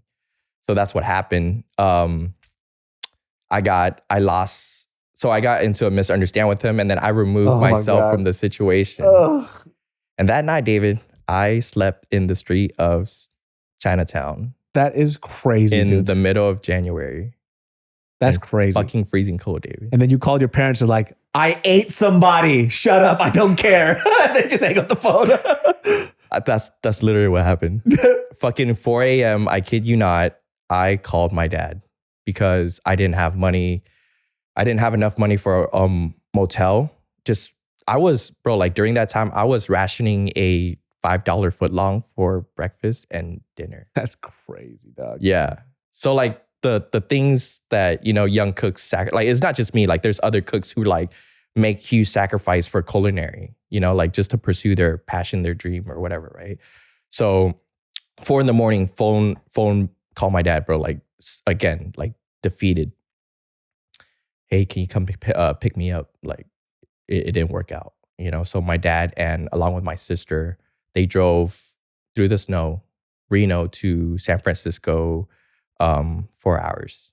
They got there in the morning, picked me up. The only thing that kept me warm throughout the night at the park was a ventilator from a laundry machine, but like a laundry mat. That's crazy, bro. I was in my sweater. Bro, they picked me up, went to Benu because I had a shift the next day, right? I went to Benu, fucking went to the chef. I couldn't hold back tears, bro. Like I was like, fuck, like chef, I'm so sorry I can't complete this stage. My living arrangement just fell through, like it didn't work out. Bawling my eyes out. And chef's like, it's okay. Just come back when you figure it out. Yeah. Right. So that was another L after Vietnam. Yeah. Back to back. Same year or two, I think, another L. And then just went back home, and then my mom's like, hey, there's like a pattern going on. Like it doesn't look like culinary is your thing. Yeah. why don't you do nails? You know, like just go get I was like, nails oh, done. mom, don't say that. Like, mom, don't say that, dude. Don't say that. That's Please exactly what she said. She's like, why don't you get a nail license and just like, you don't have to, fully do nails. Just get a nail license just in case and do in the meantime so while you try to figure it out. So I was like, all right, fuck it. Like here I am, just 2 L's back to back. So I listened to her and got a nail license, right? Helped out at our family's, not our nail salon yet, but a family member's nail salon for a little bit. And then I was like, I think I did that for like a couple months. And then I was like, I can't do this shit, bro. Like, this is not for me. Like, there's still that ego of like a cook. Like, I'm into culinary. I'm chasing something. Well, you're passionate about it. You know what I mean? Yeah. Which is honestly 90% of the battle for most people. Yeah. Like finding something that you could really sacrifice everything for. Like finding something to care about like that is actually very, very difficult. Yeah. And for most people that I've talked to and I speak about now, which is why you have all these motivational speakers like Gary Vee, because he's not essentially trying to tell you what to do with your life. He's just trying to help you find what makes you tick. Yeah. And for you, it was cooking. To give that up is literally giving up your life. Yeah. And that is a very hard pill to swallow. Yeah. Like where all the signs tell you should stop this. This is not for you. This is not, but I need this. Like, this is who I am. Like, I have to fucking do this. It was rough. Yeah. It was so rough. Yeah. So I did nails for like a good couple of months. I was like, fuck, I can't do this. So I was like, okay, who did Corey Lee study under? Corey Lee studied under Thomas Keller for 8 to 10 years, right? At the French Laundry. Let's go, baby. Yeah. I was like, all right. By the way, for people who are listening, Thomas Keller's a big fucking deal. Yeah, he's like the godfather of the culinary world, right? It's like, so he did, like, who did Corey study under? TK. Okay, I'm going to go to the source. Skip Corey. Like, I don't need relatability anymore. I'm going to go to the source. I'm going to go apply for the French Laundry. David, I fucking drove 4 hours from Reno to Yountville, California, which is like in the Napa Valley area, to turn in a resume. Just to turn in a resume. Like, I put together a resume, like this really nice like resume with like their logo on the front of the fucking resume. Made it really presentable, right? Went to turn it in. And remember when I said it's almost impossible to get a stage? I got a stage. That's crazy. Well, so I wonder what the fuck it is about you, or they're just like, all right, we'll give this kid a chance. No, I think with the thing with the restaurant industry is like, if you're determined, if they could read that determination from you, if they could read desire from you, they'll give you a chance. Yeah. Because the turnover rate in the restaurant industry is just so high that they don't want somebody that's going to come in and then like leave 3 weeks later or whatever. Like, oh, I like to cook. Yeah, like, right. Fuck out of here, dude. Yeah. Like, we want people who are dedicated. Like, who wants to be here because they love or they, want to learn and grow type of thing. So yeah, I got the stage, but instead of 1 month, I got a 1-day stage. Okay. Yeah. And this was during their kitchen remodeling. Shit, I'll take it. Let's go. Yeah, right. So they had a makeshift kitchen out of 4 shipping containers. Mm-hmm. Yeah, so I got the 1-day stage, went there the night before because I didn't want to be late or whatever, slept in the car just so that I could show up on time. Went through the whole stage. Great experience. Thomas Keller fed me. I remember so vividly, right? During service and everything. I was working next to a fish cook named Christina, and during the middle of service, TK came over with a plate of agnolotis and like grabbed the spoon, like, taste this. Damn. Like, one of the best like memories ever. That's crazy, dude. Yeah. So it's like Michael Jordan giving you a basketball and being like, hey, shoot this. Yeah, so that happened. And towards the end of service, the chef de cuisine, his name is David Breeden. He asked me, when do I want to come back? And my reply was, whenever you want me to come back, chef. Yeah. And he was like, great fucking answer. Dabbed him up, went back to Reno, got the call. Hey, when can you start? So I got a job at the French Laundry. Oh shit! I had no idea you worked at the fucking French Laundry, bro. Yeah. That's a fucking big fucking deal. Yeah. See, I knew it too. I fucking knew it. Because I looked at this fool's video, I was like, look at these fucking knife cuts. I'm like, what kind of home cook has knife cuts like this? That's like the first thing. Remember, I told it to you, I was like, Yeah. I was like, this is odd. I'm like, well, of course, like through culinary school and all that stuff. I was like, who the fuck dices bell peppers this fucking meat? My bell peppers are all over the place. I'm like, oh my God. But yeah, so I mean, that's after Club 33, that's another like big career milestone was like, fuck, finally, right? Like finally, like something worked out. So I got the job at the French Laundry, struggled because like here's like fast-paced environment, sense of urgency was high, like high pressure kitchen, like you're talking about 3-star Michelin like level status, right? Yeah, I was doing good, but just the lifestyle of a cook kicked my butt. Yeah. Like just it all, and the reason why I haven't watched The Bear yet is because of that.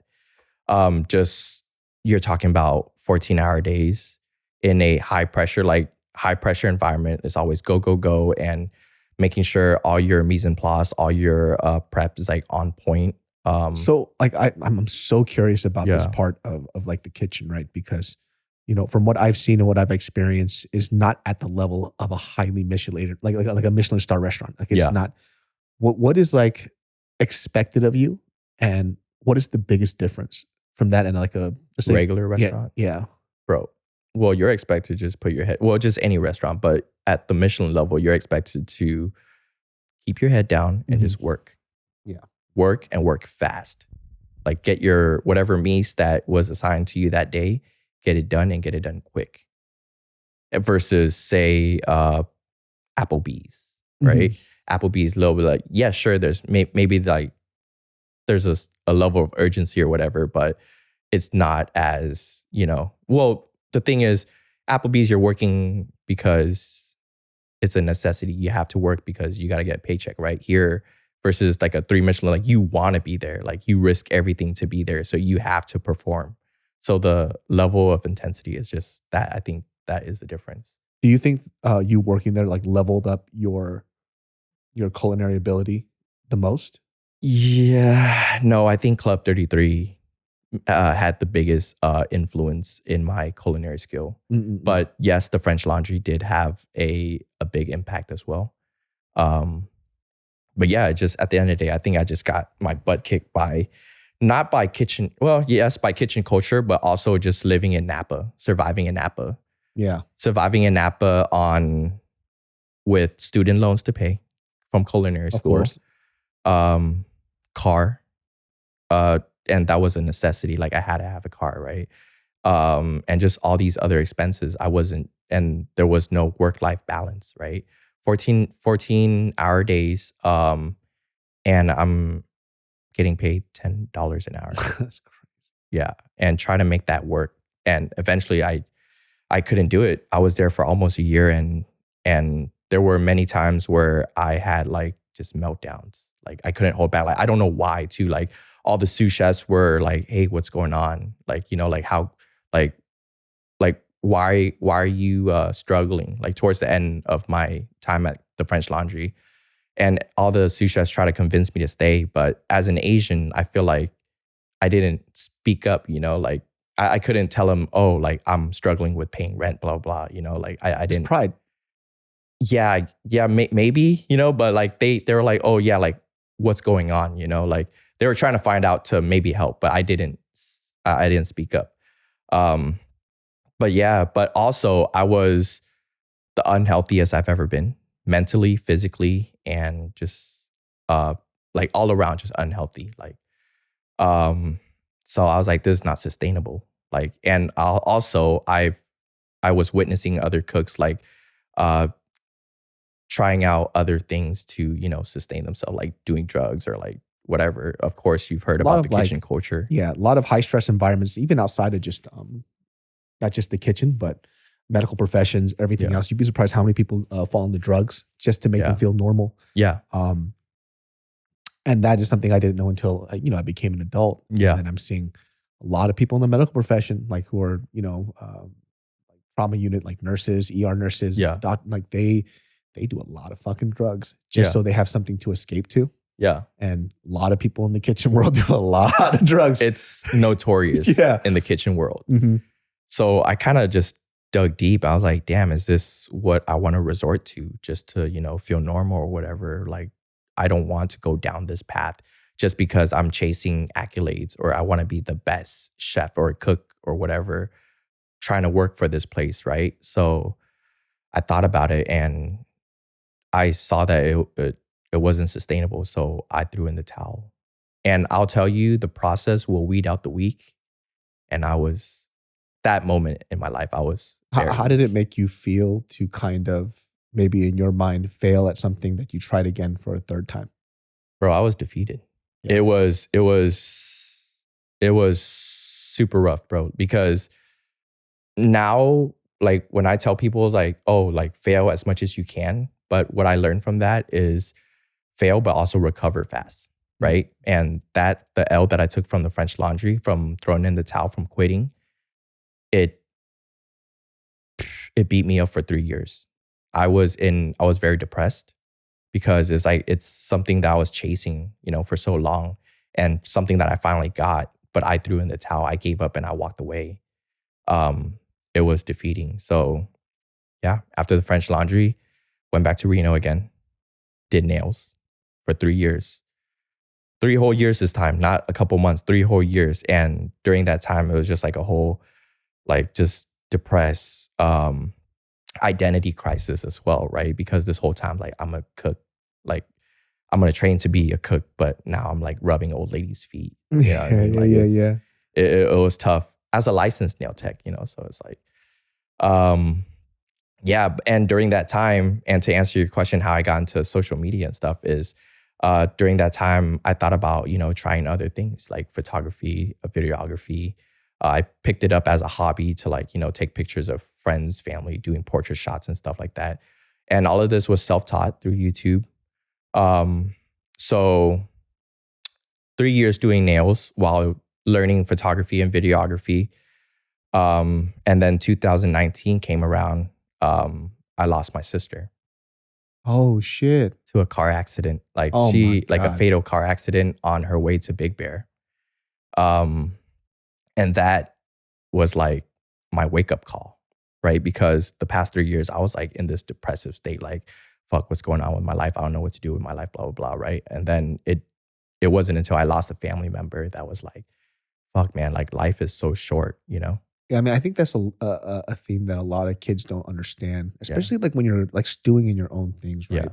Like how finite life is doesn't hit you until you're older. Yeah. Because you think everything is for eternity. You think that your parents are always going to be there. You think that everything here is a given. And then when it gets taken away, it's like, oh shit, maybe life is a lot shorter than I thought it was. Yeah. Maybe there's some things that I have to finish now before later. Yeah. And like, it kind of sucks that for a lot of us too, not just for you, like we have to go through such trials and tribulations to figure out what the fuck it is that we want. Yeah. And I'm always trying to get people to kind of get there without that, right? Because you can do it. There are people who are highly motivated without that trauma happening. Yeah. And I would like it if people could do it. Some people just need that kick in their ass. But the sad thing about it is that you don't get to choose what that moment is, though. Exactly. You don't get to see. You don't get to be like, oh, well, my traumatizing moment was me just losing a job. Yeah. Well, some people, you know, for you is you having to lose a family member. Yeah. Maybe being out on the streets. Like some people just need a harder knock than everybody else. Yeah. And we just don't get to choose what that is. Yeah. So I really do understand what you mean by like, you know, just experiencing your whatever happens to you and then picking up and then moving on after. Yeah. Because you can sit around and stew in your own filth. Yeah. But the longer you sit in there, the longer you get comfortable with it. Yeah. And then you're just okay with being in this shitty fucking state. Yeah. It just becomes your every fucking day. Yeah. And then somebody has to like either help you or grab you out. But when you kind of, it's like the same concept of being around shitty people. If you're around shitty people all the time, they become your norm and you become those people. Yeah. And so when you have bad habits or when you decide to wallow in your own filth, this becomes your home. Yeah. You know? But yeah. So, I mean, that moment was like, that lit a fire under my ass. Were you really close to your sister? Not during our childhood, but later on in life, you know, because like, I think as adults, like we just kind of bonded better. But yeah, I was pretty close to her. And yeah, when that happened, it just made me realize like, shit, like I'm over here like just depressed all the time, thinking like, like why didn't my career work out, blah, blah, blah, but like she didn't get to live her life because she passed away at the age of 22. Oh man, super. Yeah. So it's like, why the fuck, like, why do I, have these feelings? So I was like, you know what, fuck it. I'm going to fucking go back. I'm going to go back to culinary. I'm going to go back to Benu. Oh shit. I'm going to make sure I get a job at Benu. But this time with the French Laundry under my belt. Yeah. Right. So by the way, guess where I was? Oh, French Laundry? Oh, cool. I was, like, all right. Yeah. So I applied for Benu, but this time no stage was required. Applied for Benu, but unfortunately they were pretty filled up, and they had like international people in there, like from Korea. Like I think mostly Koreans were in there, like from Korea and stuff. There was no slots for me, but they're like, but we have a position at our sister restaurant called In Situ at the SF MoMA. Oh. And In Situ is like a concept where they do famous dishes from chefs from around the world. Ooh. Yeah, so it's like, it's in the SF MoMA because it's like they're displaying, these famous dishes at this restaurant. That's very hard to do. Yeah, right? God damn. Yeah, but they did it. Yeah. And I believe they had 1 star. Oh, yeah. Shit. So they did a great job with that concept, but it's closed now, unfortunately, because I don't think it was sustainable. But yeah, so they said, we have a position at our sister restaurant. If you're interested, while you wait for something to open up at Benu. I was like, fuck it, I'll take it, because here I am, been doing nails for the past 3 years. I'm tired of that shit. I'm ready to get back in the kitchen and grind, right? And this was in 2019, early 2020, right? And now I have a little bit of money from doing nails, of course. Secured my living situation. I made sure that shit was good this time. Secured a spot with other cooks too in the building. And then guess what, David? The pandemic happened. Of course. Yeah, right. And then I received an email. This was almost time for me to move, like probably like 3-4 days before me moving to San Fran. I received an email from the chef de cuisine, Brandon. Hey, due to the unforeseen future, we can't guarantee your position here, because we don't know what the climate is going to be, right? It's going to happen with the restaurant. This was, before shutdown, right? And then boom, pandemic happened. Everybody was locked down. Everybody's at home. Nobody's cooking. And here I'm like, fuck, what the fuck am I going to do, And this was like when TikTok came out, and I was like, nah, TikTok is for the kids, right? But then Instagram rolled out their Instagram Reels. And to answer your question of how I got into the whole social media thing was basically during the pandemic. What was the dish that popped you off? It wasn't a dish. It was actually a crispy prosciutto. How to make crispy prosciutto. Yeah, because people were debating like, oh, that's bacon. It's prosciutto. You ever had prosciutto? Like, no, it's bacon. Like, no, it's not. It's prosciutto. Like, so when people are debating, it just triggers like engagement, right? Mm-hmm. And that was, I think, I don't know what that video did in terms of views, but it just popped off. And back in the days, or a couple years ago, like if you're talking about like growing like big, like say growing 200 on Instagram was impossible, right? Yeah. I went from 1,800 at the start of the pandemic to, not at the start, like probably like in the middle of the pandemic, to 3,000 from one video. That's crazy. I was like, oh shit. During the pandemic, a lot of people's like Instagrams grew a lot. Yeah. Because of that. Yeah. Like even my Instagram, it was like stagnated at like 450,000 or something like that. And then it went from 450,000 to 500,000. Yeah. I was like, the fuck? I didn't do anything. Because people are actually consuming now. I was like, before they're just scrolling down like, oh, this guy's actually funny. My friend was like, oh, you have 500,000. I was like, do I? Like, because I don't really check my numbers like that. And I was like, oh, look at that. I was like, what'd I do? I was like, I don't know if I did anything. Because I'm probably one of the influencers that posted the least.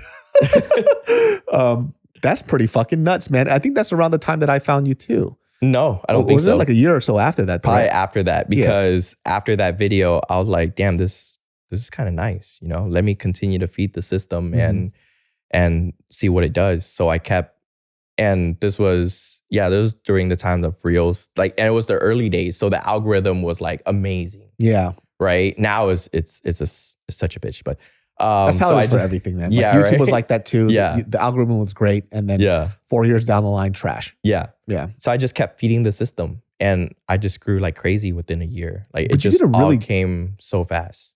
But see, this is what I'm saying. Like life experiences are very, very important. Yeah. Because I guarantee now that you've gone through all this other stuff, what you do now it's hard, but it's nothing like it. Oh, for damn you sure, know what bro. I mean? Like, so when somebody looks at what you do now, they'll be like, damn, this is really difficult. Like, how do you do this? Like, let me tell you what difficult was, right?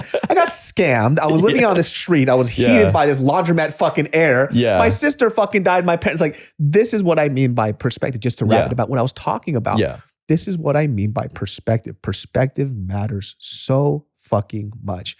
No matter how many shitty things I've went through, I have never ever said that YouTube was hard. Yeah. Really, right? I said like, oh, I've had a hard day.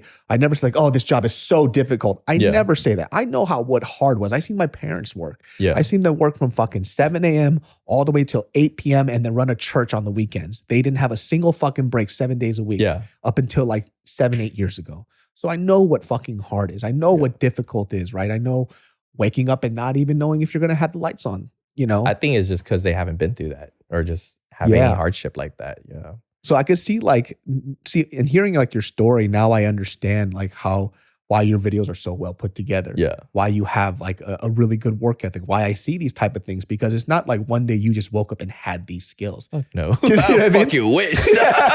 Like I wish. like you went through the fire. Yeah. You know?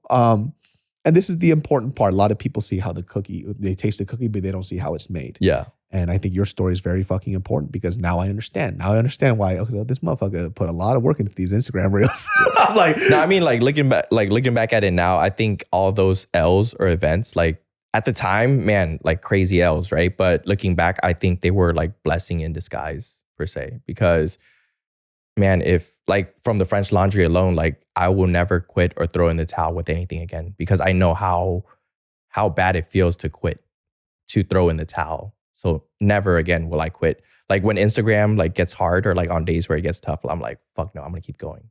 Yeah. And I love that too, man. Yeah. The losing part is the part that people are scared about the most. Yeah. Because they think that when they lose, they are branded with this title as a failure for the rest of their lives. Yeah. And it's just not true. Yeah. A lot of the people that I personally look up to are people who have failed multiple times. Yeah. But you just don't get to hear the stories. You don't get to hear about their struggles, how many times they got fucked over, fucked with, you know, just out on the streets, just with absolutely nothing. Yeah.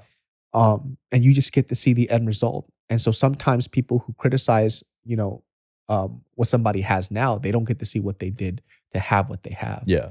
You know, so even for you, that's why when I look at some people who are on YouTube, right? Or maybe not even YouTube, maybe they just, you know, post pictures on Instagram and they get brand deals that way. Yeah. That's fine too.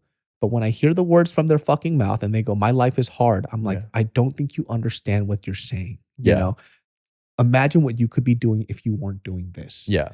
You know, so there's somebody who wrote out a comment in the last video too. And I understand what you're saying. You go, I don't understand when David says life is, you know, being an influencer is easy. You know, like you have to do so much stuff. I'm like, listen, I'm not saying that what I do doesn't have like a modicum of, you know, difficulty. Yeah.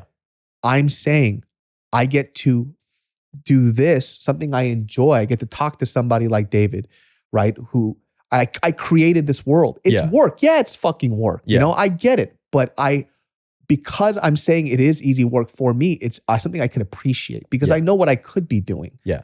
Right? I could be doing something that I fucking hate. So when I hear people who get to choose their life, right? And to go back to that topic of what it is to be an American for me, to me, being an American is the ability to live a life that you get to choose. Yeah. Which is so fucking powerful. So when you have a career where you get to wake up and choose and dictate what you do every day and make a living, and not an okay living, a good fucking living. Yeah. That's what I don't want to hear. Yeah. I want to hear you say today was a tough day. today I had to do a little extra work. I'm a little tired. I don't ever want to hear you say, my life is so hard. Yeah. Bullshit. Bullshit. There's so many people, like you said, perspective. Yeah, perspective is really fucking important, man. Like, I couldn't imagine, just because of my personality, just being in the kitchen, somebody yelling at me, and not just being like, "Hey, bro, there's knives in here." I can fucking imagine, dude. Yeah. You'd be a scary motherfucker to work with. There's fucking knives in here, bro. Fucking check your tone. No, and that's the thing, bro. Like, I've witnessed some crazy stuff in the kitchen because of that. Like you're talking like very dangerous stuff.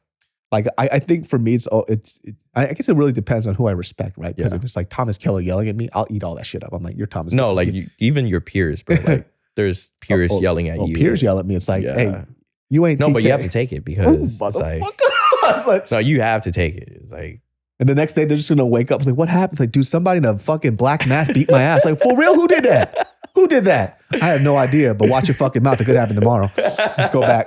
Just fucking.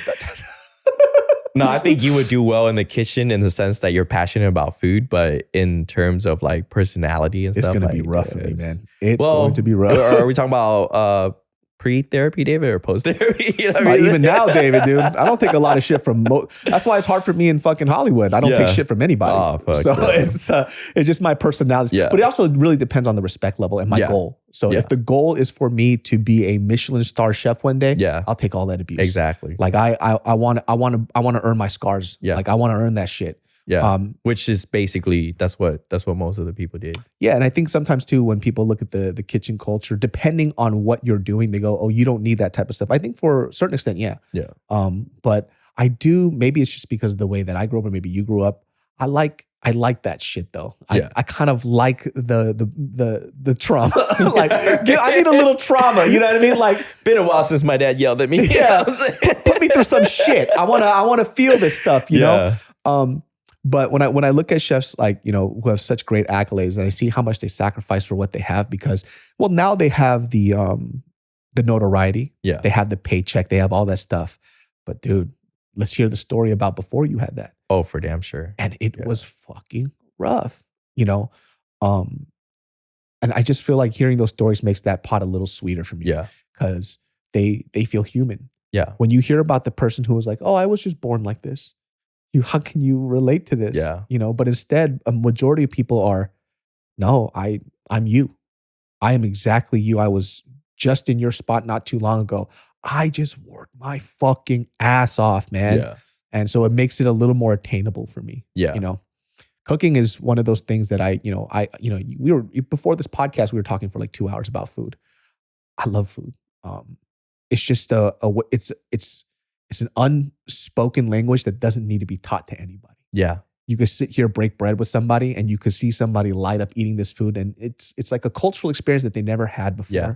And that shit makes me so fucking happy. Yeah. You know, even owning like the matcha store, just watching people enjoy the matcha makes me feel really fucking good. Yeah. And kind of like the way I got to, you know, communicate with my mom. Even the way, like I said, my mom never says sorry, but you know what she does? She fucks me up. She makes me food, you know? Yeah. It's like, I get this fucking black eye and she goes, "You want some chiga?" I'm like, so you're— Say with my mom. You want some shaken beef? Yeah. No, I would prefer the ass whooping not to exist, but I'll take it. You know? No, I feel like that's the same thing with a lot of like Asian families. It's like, Asian parents, they don't, you know, tell their kids they love them, or apologize, but just feed them instead, you know, like whether it's fruits or like a dish, or just cook for them. And you know, the evolution of kind of what I've seen happen to Asian food. We were talking about Jonathan Gold. Yeah. Rest in peace, one of my favorite food critics of all time. I think Asian food is really getting the respect that it deserves, right? Now. Yeah. Because I want to say people just kind of looked at Asian food as, oh, I might be being a little hyperbolic to a lot of people, but you know, if you're a lot younger, but it was like, oh, that's dirty food. Yeah. A lot of people had those type of sentiments about Asian food. Yeah. Even though these motherfuckers would eat hot dogs. Like, the fuck are you talking about, dude? The fucking audacity. You know what I mean? Yeah. You just had fucking Tostino's pizza rolls, which are fire. You know? Like, and hot. David. Told myself not to judge. Hey, let me tell you something. I love toast. Listen, growing Plug up, I like food that I was not allowed to have as a kid. Struggle food, food, bro. Like, I remember this is so stupid, but because I wouldn't have it, so I wanted it. Yeah. Like the ham and cheese, fucking white bread, fucking sandwich. I'm like, oh my God. Damn, I want that. Hey, for some memory, it hits. For some reason. I don't know what it is. No, like beach days and like picnics. Oh my God. Yeah. Exactly. And so, we grew up in a time where sometimes our food was looked down upon. Yeah. So when I think sometimes this concept gets a little convoluted where you'll hear somebody who will make a hubbub about like somebody misrepresenting their food. And sometimes it's warranted, sometimes it's not. So I think sometimes people shit on other chefs just because it's a hot thing to do. Yeah. But there are times where if your culture is misrepresented, it's going to feel a certain way, because there was a time where if I brought the food that I enjoyed, it was called disgusting. Yeah. So it hits different. There's things that we have to work through that. So when I was a kid, I never really understood it because I was just always kind of just didn't give too many fucks about things. Yeah. So I remember I brought this kimchi fried rice to school, and my dad looked at me and he goes, "Don't bring that to school." And I said, "Why?" He's like, "Because they're gonna say it smells." But I just wanted to eat it. Yeah. I didn't really care. But damn, did you learn? I know, and they made fun of me for it, Yeah. right? But me being a fat boy, I'm like, this is good. Yeah. I guess. I'm just eating it. But then my dad worried for me. He Yeah. would worry for me that my food would smell, because I remember being at my parents' store and my parents would be eating Korean food and the customers would be like, "Oh, what the fuck stinks in here?" Yeah. And But look at how things are now. yeah, now it's like, "Oh, what is that?" Let's go Korean barbecue. Yeah. Everybody wants kimchi left and right, Yeah. And I'm not saying fuck you. I'm saying I like it. I appreciate it a lot that we finally gotten to this point Yeah. where people are starting to appreciate the amount of work it takes to create the food that you used to call dirty. Like, it is hard to make this food. So when I hear, maybe that's why when at whatever your job at Disney, they were like, "Oh, you just put that bottled sauce." Like, you know what it takes to make fucking fish sauce? I mean, he was right. I don't give a fuck. That's one of the best condiments ever. You can put that on just rice and eggs and you're set. Yeah. Legit one of my favorite. There are like mother sauces in every culture, right? Yeah. Fish sauce is a freaking mother sauce. That is a mother sauce, right? And I think, when I first started reading like culinary books for fun, you always go to like, French culinary first, right? Yeah. And they always have their mother sauces, Yeah. right? But then I find out the sauces that I enjoy are actually very Asian based. Yeah. Because ours is a lot lighter and a lot more acidic. Yeah. Which is what I prefer. That's why I like a lot of Thai sauces, Vietnamese sauces. Yeah. Citrus is very prevalent and a lot of fresh herbs. So that's what I kind of gravitate towards. You got some Meyer lemons in the back. Oh, you know what it is, man? Like, even for me, right? Like, so there's this place out in Cape Town, and it's an Argentinian spot, but it's owned by a Korean family, my buddy Eddie. So he cooks Argentinian food the way Argentinian Koreans cook food out there. Because there's a huge Korean community. Really? I didn't even know that. So when people, huge Korean population out in Argentina. And so when people eat the food, they're like, "Oh, this isn't real Argentinian food." And he defends it adamantly. He goes, "I lived in Argentina.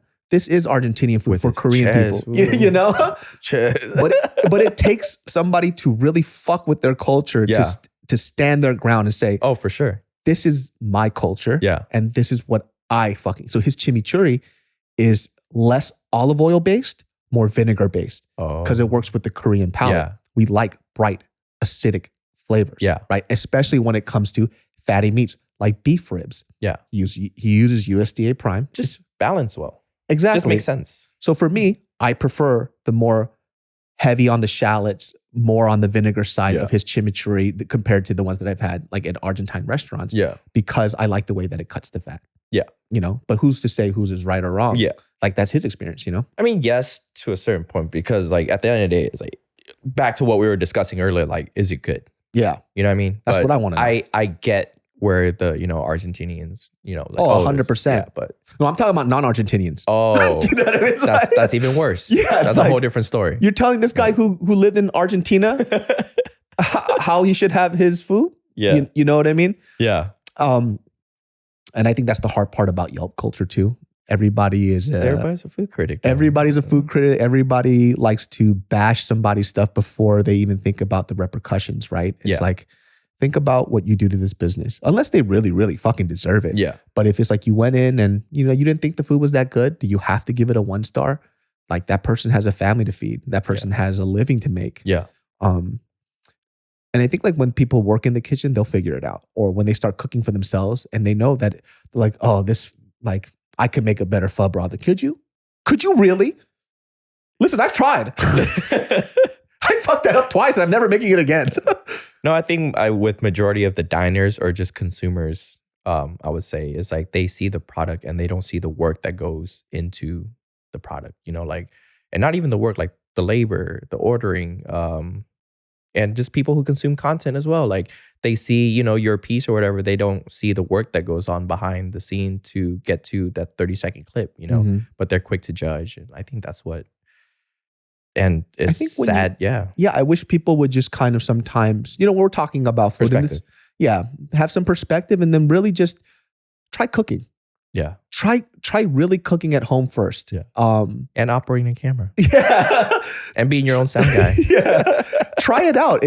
It'll help you appreciate food better too. Yeah. Right? For sure. It'll help you like understand like, okay, I like this because of these reasons. Not just, meh, and then you shit on it, right? Yeah. Because it's like when I first started, I watched MMA my whole life, right? Yeah. Now, I only started like seriously taking kickboxing maybe 3 years ago. And now I appreciate the sport more. I see things more now. Yeah. I can understand it better and I enjoy it more. And I think that's what happens with food. When I started to read more books and I started trying to cook, and I'm just a home cook. But now that when I go to restaurants, I see the effort. And I used to be that Yelper. Well, I never Yelped, but in my mind, I'd be like, oh, this restaurant just opens up and they don't give me perfection. Yeah. And I go, oh, this place sucks. But now I go, I can see the potential. Let me come back in about a month when they fine tune things. How it should be with everybody. And the fucking restaurant turned out to be hella good. Yeah. I was like, oh, okay. Yeah. I mean, well, with the new restaurants, like they're still working out their kinks and whatnot. So it's like, Yeah. And I see, I think with a lot of these restaurants too, people just kind of just sacrifice them so fast.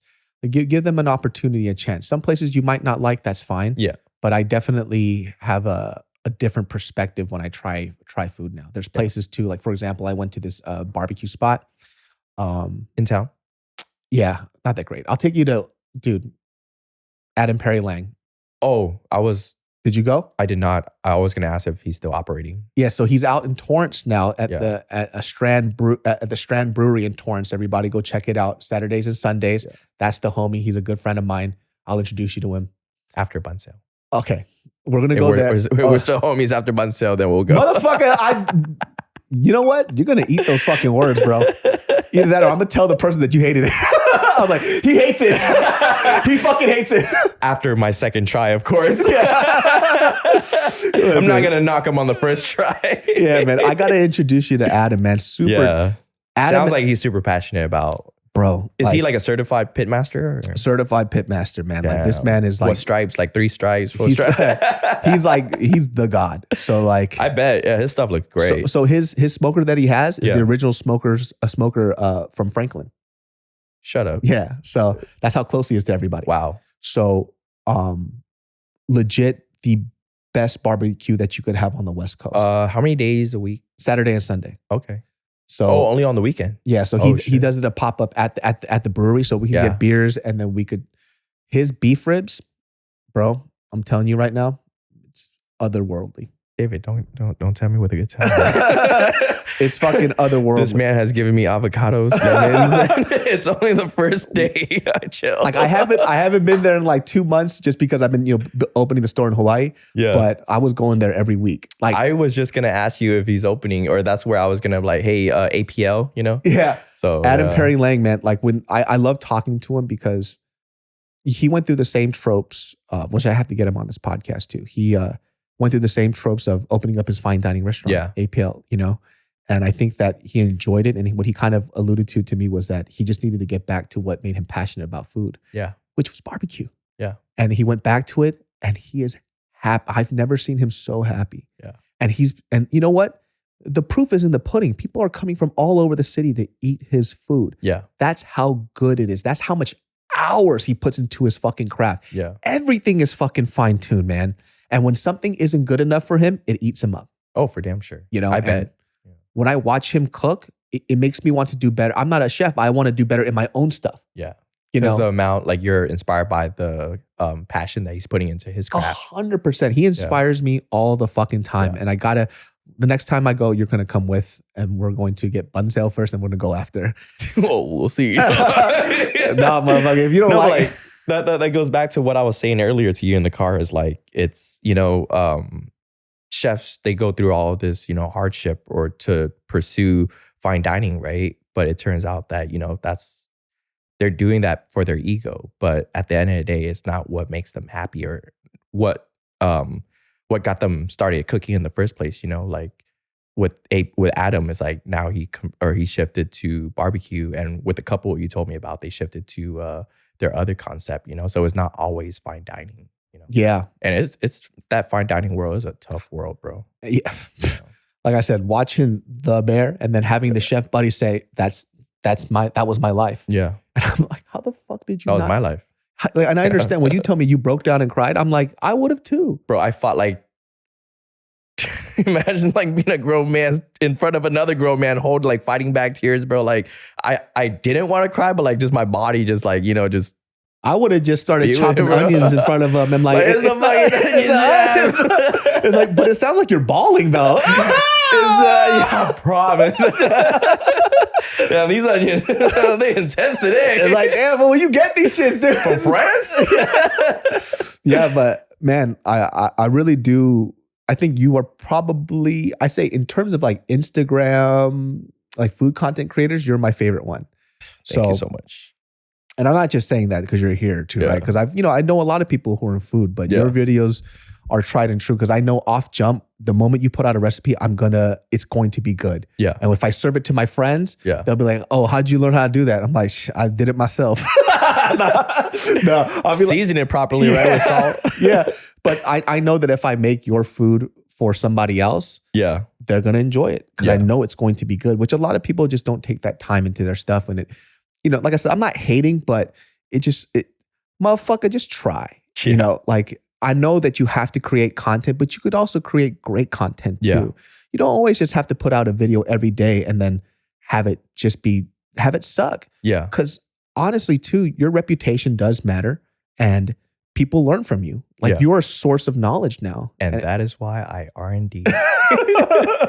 No, but for the record, with you saying that, I just want to say thank you so much because when you first repost my video and you you made contact in the DMs, I think during that time, I was just growing like crazy and it got really overwhelming. Like brand deals coming in. I was still by myself, handling all emails and on the content side. So things got really, really stressful to a point where like, fuck, bro, like, what do I do? And I was getting burnt. Like from all that, right? And then you came at a time where all that was going on and your words, I think in the DMs, you said something along the lines of like, don't stop making these videos. Like these are fucking good. Yeah. And for me, I was like, damn, like one of the OGs, like, hit me up and gave me that little bit of encouragement. So that meant a lot to me and it just lifted me out of that difficult, small time of my life. Oh man, I'm glad I could do that, man. Because for the record, I just want to say thank you. Oh man, dude, like I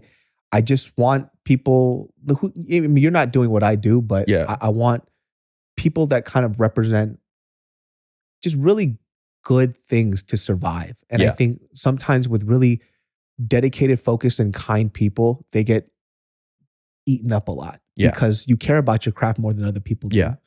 And sometimes when that's not either reciprocated, you feel like you're doing, what am I doing this for? Yeah. And so I always try to post people and kind of like, even if I don't put it in a post, I'm always telling other people, hey, you got to check out this content creator out. Because I want people like you to not only just survive, but I want you to thrive because what you do will inadvertently kind of motivate the next generation in the way that I want it to happen. Yeah. You don't create fast, quick content. Yeah. You do, you know, fast content, but it's very precise. And on top of that, it's passionate and it's in the right direction, you know? And I think like the knowledge base that you give to a crowd is something that you offer something very unique that other people don't care to do because it's too much work. Yeah. And so I appreciate that. And it's a world where people just won't do that. Yeah. And so when I talk about you, I brought my friend Sushan here. He's a rapper. Yeah. And I see it. And sometimes it goes unrecognized. Yeah. And I just, if I'm somebody who wants to, because I don't know how long I'm going to be on the space, not because I can't be on it. Yeah. I've just done this for so long. And obviously I'm doing a lot of other things. Yeah. So if I am going to leave this space in the next 3 or 4 years, I hope the people that I can motivate or push are people like you, because you'll take over my spot. And multiple people will, and they have. Yeah. So it's just really, it's weird because if you do well, it makes me feel good and it makes me do well. So it just works both ways. Yeah. So your success helps me to be successful as well. Yeah. So I just always want to not so much help, but just know that, look, there are people out here who are watching what you're doing and they appreciate you the way that you should be appreciated. You know? Yeah, I was super thankful for that because it just, I don't know, like you might have thought that maybe it wouldn't meant a lot because it was just like a comment they made. But for me, it was like, fuck, like, you know, my work is recognized by one of the OGs. And just recently too, like something again like that happened with another big name that like, okay, like, here we go, you know, after my move back to Orange County, I was like just in this weird headspace. And then that person slid in my DM, like, keep going, man. Like, I'm rooting for you. I was like, fuck, all right, cool. Like somebody from at his level, like Was it a chef? No. I won't say his name, but it rhymes with Jerry B. Oh, let's go, baby. No, so I'm like, okay, like the influence or like the social media gods is like recognizing the work. So it's like, now I just gotta, you know, double down and go harder. It's not like fucking that man reaches out to everybody, you know? Yeah. So it meant a lot. Bro. It should mean a lot. That's fucking, it means a lot to me. And it's not even to me. You know? Well, you are David. It's a different That's pretty fucking amazing, man. And I gotta tell you, dude, those are those big victories, right? Yeah. Because our fan base keeps us alive, which, you know, we're all so appreciative of. Yeah.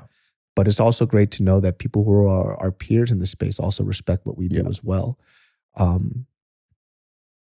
mean, I'm somebody who typically, you know, I say like I don't care, but I do care to us. I just don't let things eat me up. Yeah. But like, for example, if Dave Chappelle came up to me, he goes, motherfucker, you're the most unfunniest person I ever met in my life. I'm like, okay, I'm going to die now. Yeah. So that would hurt me a lot. Yeah. So when somebody who is in our space appreciates what we do, it also feels really good. Yeah. So it kind of helps us to push forward, man. I'm really glad you got to tell your story. It's fucking nuts, bro.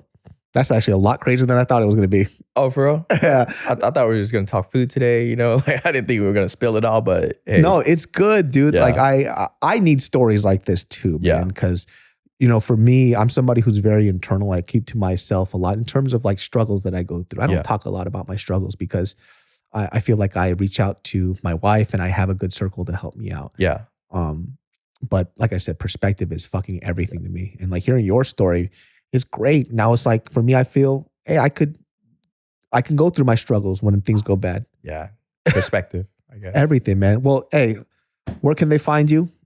On all platforms at DVD Nguyen, Nguyen. Yep. So check out his recipes.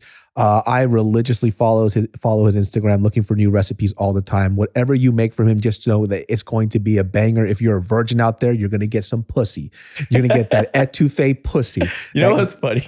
There's dudes in my DMs, literally, bro, thank you so much. Thank you. I got my dick sucked tonight. And I used a little bit too much cayenne pepper and it burned a little bit, but fantastic. But it's funny, we joke about it, but it's actually true. Like, hey, bro, it works out, dude. Some people got to cook their way into some vagina. I had to giggle my way into pussy. Man, I had to make shaken beef. I know. She fucking lacked those balls, baby. Let's go. Genius Brain every Sundays at 12 p.m. Hope you guys enjoyed that podcast. Leave comments if you're watching this on the video side. Let me know who you want me to interview on here. If I fuck with them, I will. If not, then you probably won't see them. But we'll see you all next time. Peace.